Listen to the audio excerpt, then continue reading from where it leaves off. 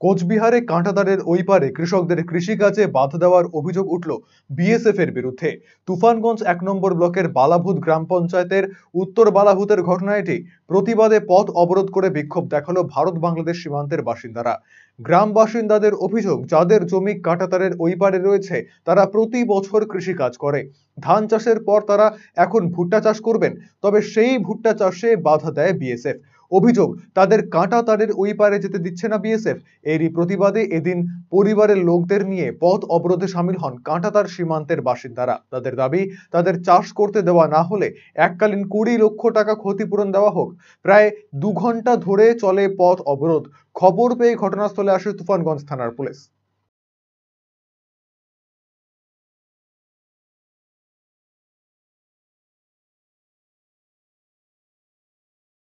কাঁটাতারের ভিতরে যে জমি আছে ২০ লাখ টাকা আমাকে এককালীন দিতে হবে। আমরা জমি চাষ করবো না।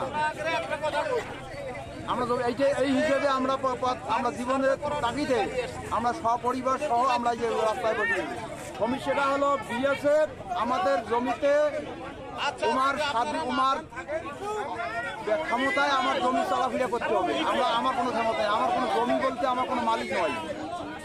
এই জন্য আমরা এককালীন বিএসএফের হোক, দপ্তরে হোক, যাই হোক, আমরা ২০ লাখ টাকা বিঘে প্রতি এককালীন দিতে হবে। আমরা জমিতে যাবো না, এই দাবিতে আমরা এখানে বসছি। জমিতে কি চাষ করতে দিচ্ছে না? না, চাষ করতে দিচ্ছে না। এখন কি চাষ করছিলেন? এখন আমরা ধান চাষ করছি, সামনে ভুট্টা চাষ করবো। আমার অবরোধ যতক্ষণ আমার ফয়সলা হবে না ততক্ষণ আমার অবরোধ চলবে। আপনারা দীর্ঘদিনও আমরা এখানে বসে থাকবো। সার শরীর সমস্ত জমির মধ্যে ফুটিয়ে দিছে, এখন বিসি রোপণ করবো।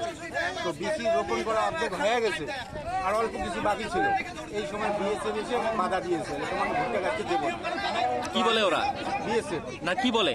বিএসএফ বলে ভুট্টা গাছ লাগাতে দেবো না। তাহলে আগে বললো না কেন?